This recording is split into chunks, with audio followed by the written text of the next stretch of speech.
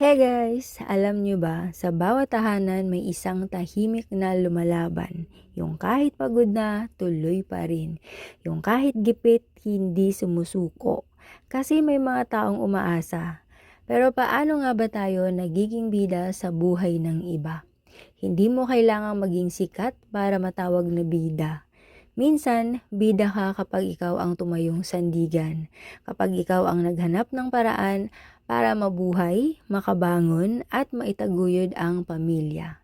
Ako, naging bida ako sa paraan na alam ko, sa pagtatyaga, sa sakripisyo at sa paniniwala na may pag-asa pa. Basta may kakampi ha.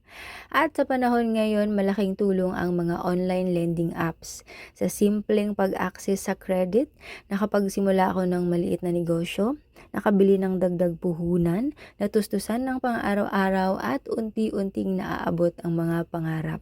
Kaya para sa aming mga nangangarap, mahalaga na patas ang laban, pantay na pagtingin, patas na oportunidad, at tiwalang walang pinipili. Salamat sa mga platapormang naniniwala sa kagaya kong nagsisimula pa lang.